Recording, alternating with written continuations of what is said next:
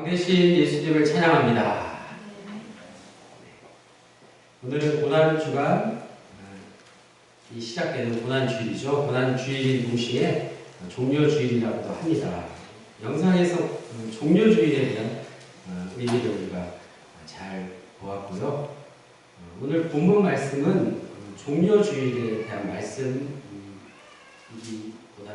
고난주일에 대한 그런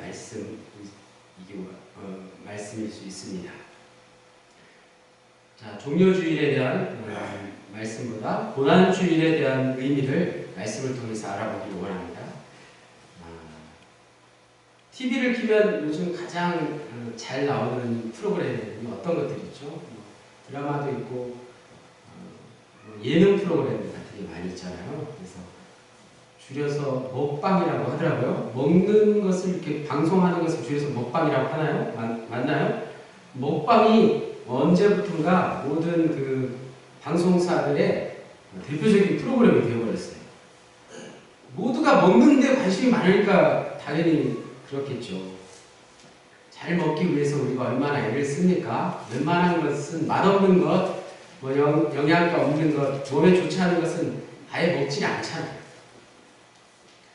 제가 어렸을 때도 이런 그 요리 프로그램 같은 게 있었어요.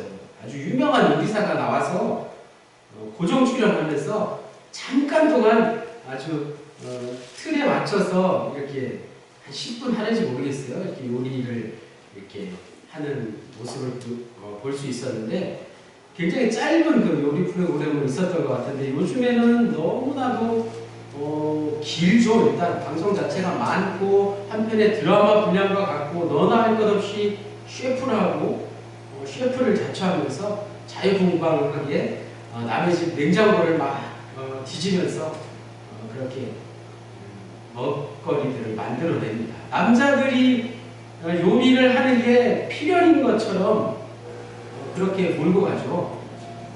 남자도 당연히 요리를 해야 된다 이렇게 하는 것을 볼 수 있는데 그 전에 이런 생각을 해봅니다. 지금 반대편에 지금도 먹을 게 없어서 죽어가는 아이들이 얼마나 많은데 이 사람들 도대체 뭐 하는 사람들인가 하는 생각을 해보지 않을 수 없어요. 먹방 프로그램을 보면 저는 지구 반대편에 굶어 죽어가는 아이들이 왜 생각나요? 다른 건 몰라도 이런 먹방의 목적은 분명히 다른 데 있다는 거죠. 본질인 음식에 있지 않고 그 먹방에 출연하는 그 연예인들을 띄워주기 위함에 있다는 건 아니겠습니까? 그것을 숨기고 있다는 거예요. 대부분 여기에 속아 넘어갑니다. 속고 속이는 게 어디 먹는 것 뿐이겠습니까? 사람의 마음이 다 그렇죠. 나를 정당화시키려면 다른 사람을 속이지 않을 수 없습니다. 업무 시간에 인터넷 쇼핑을 하다가 인터넷 쇼핑을 업무 시간에 하는 거는 좀 그렇지 않습니까? 업무에 지장이 있잖아요. 그런데 그때 누가 상사가 들어오면 당연히 속이지 않을 수 없죠. 또 우리의 삶 가운데 직장에서 상사에게, 가정에서 자녀에게, 심지어 교회에서 교우들에게 우리는 여전히 의인일 척할 때가 많습니다.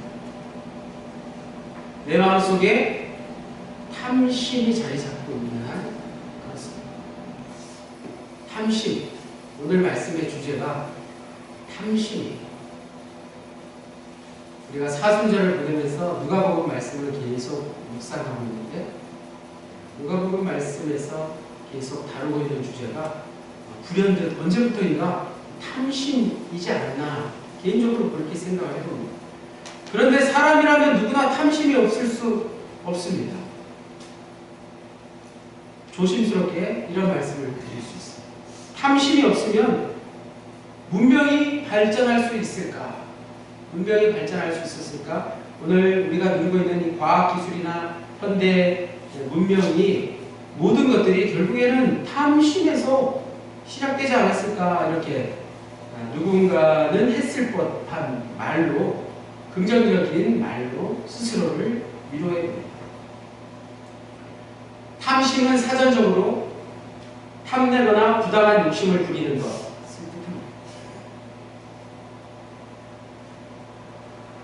누가복음 기자는 탐심에 대해서 주님의 말씀을 이렇게 전했습니다. 누가복음 12장 15절. 오늘 제가 말씀드리는 성경 말씀들을 잘 적어두셨다가 꼭 찾아보시면 좋겠어요. 누가복음 12장 15절. 그들에게 이르시되 삼가 모든 탐심을 물리치라. 사람의 생명이 그 소유에 넉넉한 데 있지 아니하니라. 탐심은 생명에 비할 게 못 된다는 말씀입니다. 구약의 이사야 선지자는 이사야 57장 17절에 이사야 57장 17절에 그의 탐심의 죄악으로 말미암아 내가 노하여 그를 쳤으며 또 내 얼굴을 가리고 노하였으나 그가 아직도 패역하여 자기 마음의 길로 걸어가도다. 하나님께서 이사야에게 하신 말씀, 이스라엘 백성의 무엇 때문에? 탐심 때문에, 탐심의 죄악 때문에 노하셔서 그들을 치셨다는 사실입니다. 탐심, 헬라어로 그리스어로 플레오니어시아라고 한다고 해요. 그래서 더 많은의 뜻을 가진 플레오이라는 단어와 소유하다의 뜻을 가진 표시의 합성어로 만족할 줄 모르는 욕심을 가리키는 말이 탐심입니다. 여기서 지적되는 것은 탐심이 단지 물질에 대한 욕심을 가리키는 것이 아니라 사람을 잘못된 방향으로 이끄는 모든 종류의 죄악된 성향을 총칭하는 것이라는 말씀이죠. 이걸 잘 아는 사도 바울은 골로새서 3장 5절에 그러므로 땅에 있는 지체를 죽이라. 곧 음란과 부정과 사욕과 악한 정욕과 탐심이 탐심은 우상 숭배이다. 탐심이 무엇이라고? 우상 숭배라고 사도 바울은 정의했습니다. 탐심은 물질을 추구하여서 그것을 하나님 위치에 놓기 때문에 결과적으로 그것은 우상 숭배가 된다는 의미이죠. 사도 바울이 탐심에 대해서 가장 정확하게 말씀하고 있는 게 아닐까요? 주님의 말씀이 제자들에게 잘 와닿지 않은 이유가 바로 이 탐심 때문이었습니다. 성경을 잘 읽어보면 누가복음 기자뿐만 아니라 모든 복음서 기자들이 탐심에 대한 경고와 메시지와 교훈들을 예수님의 비유를 통해서 전하고 있습니다. 오늘 본문의 배경이 되는 주님과 제자들의 유월절 식사는 최후의 만찬으로 잘 알려져 있어요. 오늘 우리가 읽은 성경 본문의 표제에는 마지막 만찬이라고 되어 있는데 최후의 만찬이라고 하는 표현은 레오나르도 다빈치가 그린 그 유명한 성화 때문일 수 있겠죠. 최후의 만찬.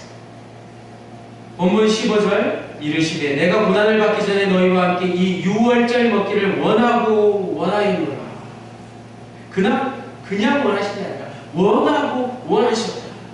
말씀하신 대로 주님이 고난을 당하시기 전에 12제자들과 나누는 마지막 만찬, 마지막 한 끼 식사의 아주 의미 깊은 자리였다는 것이죠. 평범한 자리가 결코 아니었습니다. 요한복음 6장 54절에는 이렇게 말씀하고 있죠. 내 살을 먹고 내 피를 마시는 자는 영생을 가졌고 마지막 날에 내가 그를 다시 살리리니. 이 식사는 예수님의 죽음을 통해 주어지는 생명을 상징적이고 오형적으로 보여주는 것이기 때문에 더 의미가 깊은 것이죠. 요한복음 6장에 보면 성만찬의 의미를 더 자세하게 기록하고 있습니다. 주님께서는 이 마지막 식사를 성만찬으로 예수님이 없으실 때에도 제자들에게 계속 기념하라, 나를 기념하라 고 명령하셨습니다. 사도 바울은 고린도전서 11장 25절에 19에 또한 그와 같이 잔을 가지시고 이르시되 이 잔은 내 피로 세운 새 언약이니 이것을 행하여 마실 때마다 나를 기념하라. 더 내용이 자세하게 기록되고 있다는 사실입니다. 요한복음 13장 34절에 새 계명을 너희에게 주노니 서로 사랑하라. 내가 너희를 사랑한 것 같이 너희도 서로 사랑하라. 이 마지막 식사 자리에서 예수님은 서로 사랑하라는 새 계명을 동시에 제자들에게 주셨습니다. 새 계명은 새 언약을 받은 제자들뿐만 아니라 우리 모든 성도들이 마땅히 지켜야 할 예수님의 유언과도 같은 말씀이라는 사실이죠. 그런데 정작 주님께서는 제자들과 더불어 유월절 양 먹기를 그토록 원하셨지만 제자들의 모습은 어떠했습니까? 오늘 우리가 성경의 본문에 기록되어 있지 않은 제자들의 모습을 볼 수 있기를 원합니다. 제자들의 마음이 어디에 가 있을까요? 17절과 19절 주님은 포도주와 떡을 직접 드시고 마신 게 아니라 제자들에게 다 나누어 주셨습니다.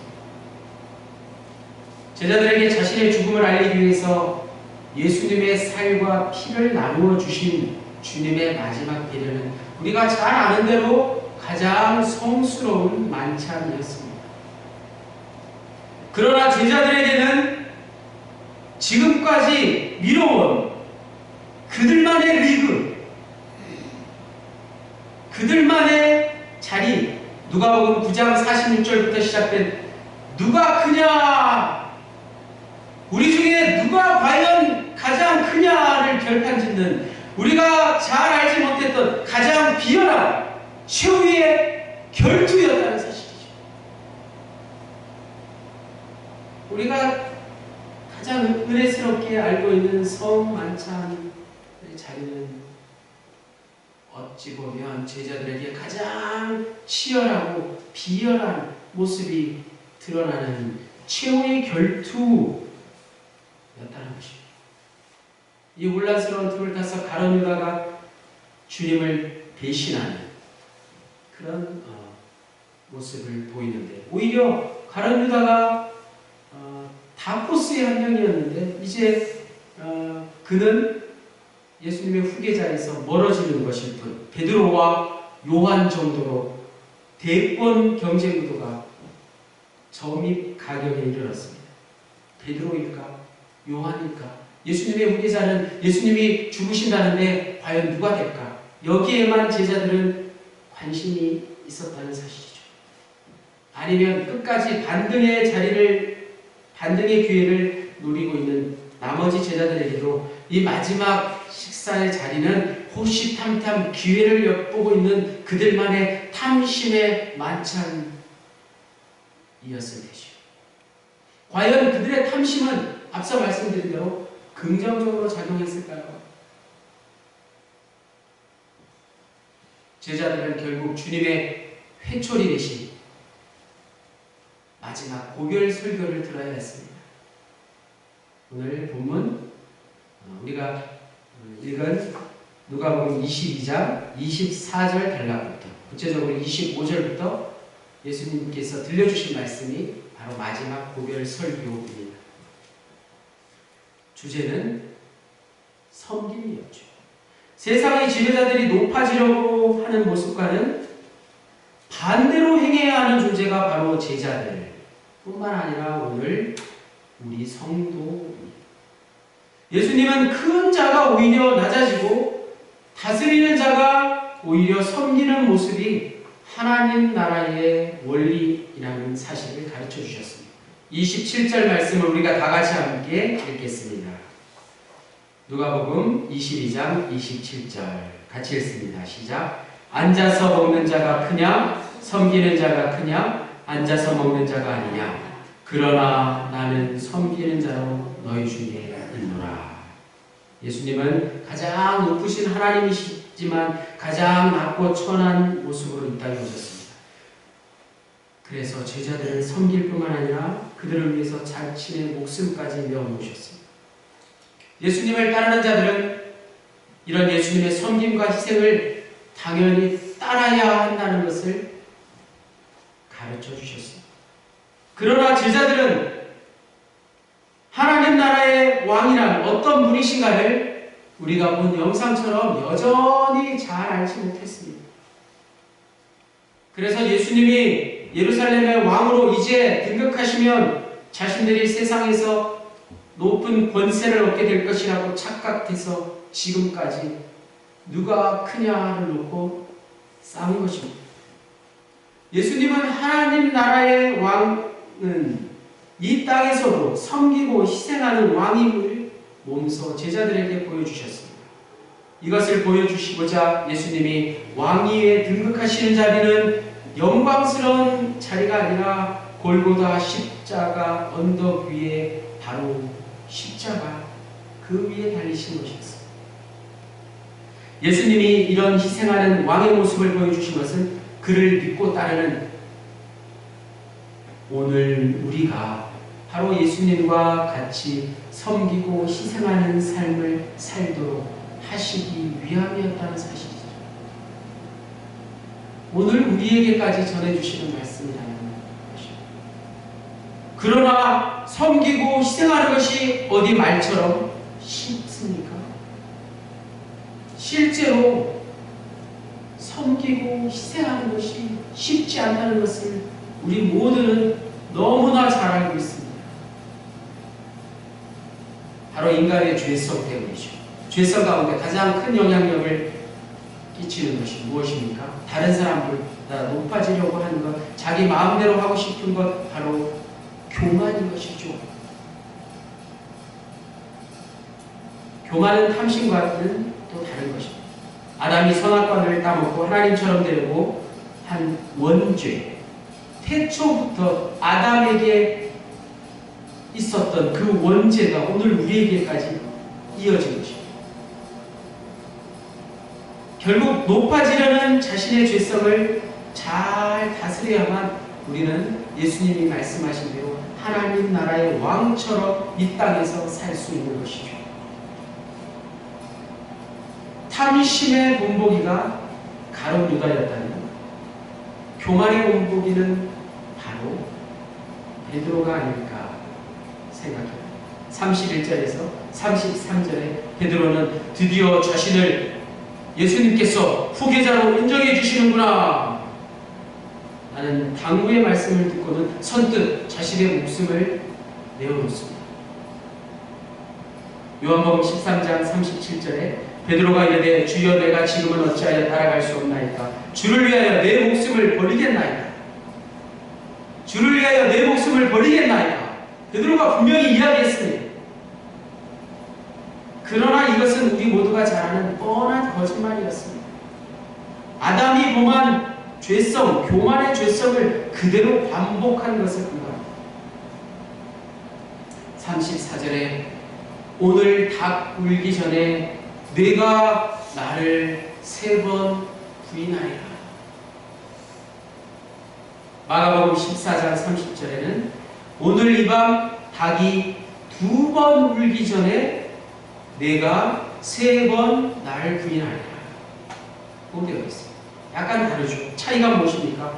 내가 나를 3번 부인하는 것이 너무나 빨라서 오늘 누가복음 본문에는 닭이 2번 울 겨를도 없이 베드로가 예수님을 모른다고 부인한다는 것을 누가복음 기자는 전하고 있습니다. 또 누가의 강조점은 베드로가 주님을 모른다고 부인한 것이 아니라 주님을 부인한다고 한 것이 아니라 주님을 모른다고 부인한 것입니다. 여러분, 모른다는 말이 얼마나 부끄러운 일인가. 모른다는 것이 모른다. 내가 모릅니다. 세상의 법정에서 청문회에서는 모른다. 기억이 나지 않습니다. 핑계가 될 수 있고 면죄부가 될 수 있을지언정 우리가 어찌 하나님 앞에서 예수님 앞에서 모른다 라고 핑계될 수 있겠습니까?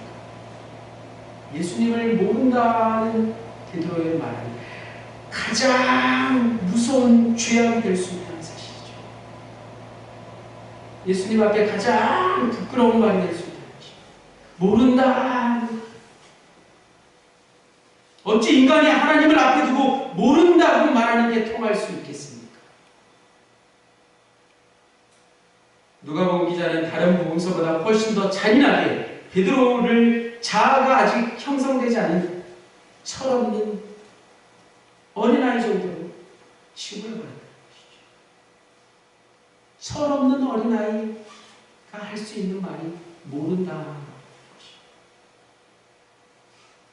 28절 말씀에 너희는 나의 모든 시험 중에 항상 나와 함께한 자들인지. 놀라운 대반전의 말씀을 주님께서 해주셨습니다.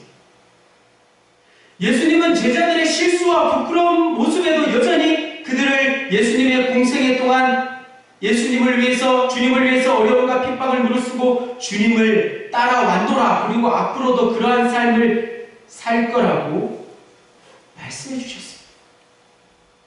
30절에 보좌에 앉아 이스라엘 12지파를 다스리게 하려 하노라.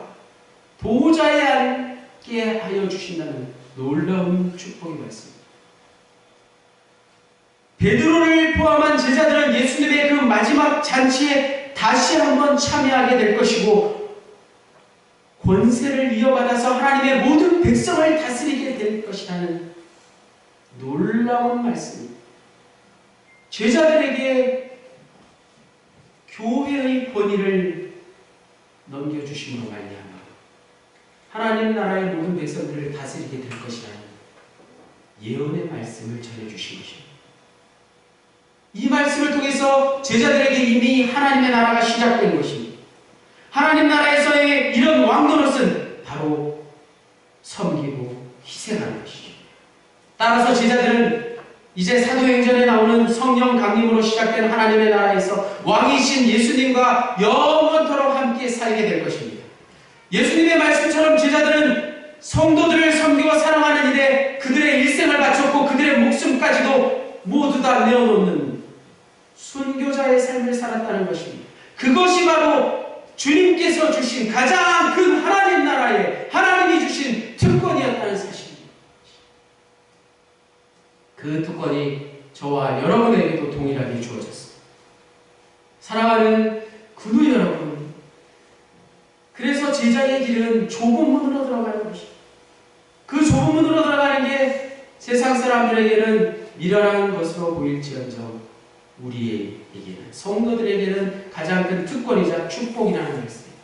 누가복음 13장 24절에 좁은 문으로 들어가기를 힘쓰라. 내가 너희에게 이르노니 들어가기를 구하여도 못하는 자가 많으니라. 예수님이 말씀하신 좁은 문은 종교를 추구하는 사람들이 일반적으로 신을 통해서 욕망을 충족하고 자기 의를 쌓으려고 하는 그런 태도를 버리는 것을 말합니다. 좁은 문으로 들어가기 위해서 손에 든 것이 아무것도 없어야 된다는 것입니다. 그러나 우리가 좁은 문으로 들어가 좁은 문을 걸어가는 것은 성령의 능력과 하나님의 인도하심이 함께하는 것입니다. 그것이 아니고는 좁은 문으로 들어갈 수 없습니다. 인간의 죄성은 항상 하나님을 통해서 자기 욕망을 충족하는 것이 축복이라고 생각할 수 있기 때문입니다. 자기 의를 쌓아서 비교의식을 가지고 우리 모두가 살아가고 있다는 사실입니다. 사순절의 끝자락, 여러분 이 마지막 고난주간을 어떻게 지내시겠어요? 사순절이 한창일 3월에 구세군은 대림회전으로 건전생활 운동을 펼칩니다. 절제운동이라고 하죠. 구세군의 공동창시자 캐서린พุ스가 이런 말을 남겼습니다. 우리가 더 나은 미래를 지향한다면 우리는 현재를 회방해야만 한다. 우리는 현재를 회방해야만 한다. 무슨 말입니까? 현재가 힘들어야 된다는 거예요. 우리가 더 나은 미래를 맞이할 수 있기 위해서는 현재가 고난이 있는 게 당연하다는 말씀입니다. 캐서린พุ스의 말처럼 사순절의 영성은 우리를 오늘 말씀의 제목처럼 탐심과 교만의 끝자락에 서 있게 하는 것이죠. 오늘 우리 우리는 가룟 유다의 물질적인 탐심과 베드로의 자기 의의를 높이는 교만을 배웠습니다. 동시에 오늘 우리는 예수님의 마지막 반전의 말씀처럼 자기 부인을 통해 탐심과 교만의 끝을 잡고 서 있게 되었습니다. 이 말은 탐심과 교만을 완전히 박멸하자는 게 아닙니다. 탐심과 교만을 버리십시오라고 드리는 말씀이 아닙니다. 탐심과 교만의 치명적인 병에 걸려있는 환자가 바로 나라는 것을 분명히 알자라는 것입니다. 누구나가 다 탐심과 교만의 병을 앓고 있다는 것을 알아야 됩니다. 내가 하루하루 주고받는 말과 나의 행동과 나의 모든 삶이 늘 탐심과 교만의 삶이라는 것을 인정해야 된다는 것입니다. 누구 한 사람만 그렇다는 게 아닙니다. 탐심과 교만을 남에게서 볼 것이 아니라 나에게서 찾으라는 말씀. 불치병에 걸린 환자가 자기 욕망과 자기 의의를 버릴 수 있는 기회가 주어지는 거죠. 예수님이 제자들에게 요구하신 것, 그것이 바로 자기 부인, 자기 의의를 버리는 것이었습니다.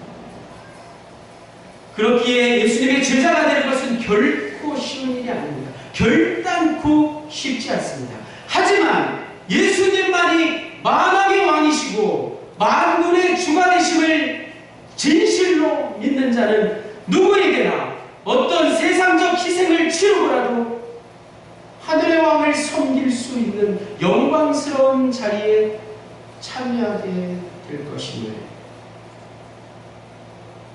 오늘 고난주의를 통해서 예수님께서 우리에게 말씀해 주셨습니다. 자, 우리 함께 기도할 수 있기를 원합니다. 탐심과 교만. 여러분, 내 마음속에 있는 탐심과 교만을 생각해 보십시오. 가룟 유다의 탐심과 베드로의 교만이 오늘 저와 여러분의 탐심과 교만임을 고백하십시오. 나도 어찌할 수 없는, 나도 모르게 내 안에서 일어나는 이 탐심과 교만을 나는 어찌할 수가 없습니다. 우리 함께 기도할 때 탐심과 교만을, 내 안에 있는 탐심과 교만을 바로 보게 해달라고 기도하는 시간 갖도록 하겠습니다. 다 함께 동성으로 기도하시겠습니다. 하나님 아버지, 내 마음속에 나도 모르는 탐심과 교만의 용솟음이 있습니다. 그것은 잠시 있다 잠시 사라지는 것이 아니라 언제나 내 마음속에 자리 잡고 있습니다. 하나님, 세상에 있는 모든 것이 육신의 정욕과 안목의 정욕과 이색의 자랑이니 그것은 다 아버지께로부터 온 것이 아니요 세상으로부터, 저 세상으로부터 온 것임을 우리가 바로 알기 원합니다. 이것은 물질적인 탐심뿐만 아니라 세상 권력과 명예에 대한 탐심, 탐욕이었고 자기 안위를 위한 교만뿐만 아니라 하나님처럼 되고자 하는 우상 섬김과 오만의 마음이었습니다. 하나님, 오늘 본문 말씀을 통해서 유다와 베드로의 모습을 보게 하시니 감사합니다. 지금 나의 모습이 바로 가룟 유다와 베드로의 모습 아니겠습니까? 하나님 아버지, 도와주시옵소서. 아버지, 내 마음속에 있는 이 탐심과 교만을 다루지 못하고 주여, 어찌 우리가 주님의 제자가 되고자, 어찌 우리가 주님의 그 제자된 자로 성도라 불려질 수 있겠습니까? 주님께서 말씀하신 그 좁은 문을 어떻게 통과할 수 있겠습니까? 내 마음속에 교만과 탐심과 교만, 그것을 주님 앞에 내려놓사오니 주님 받아주시옵소서.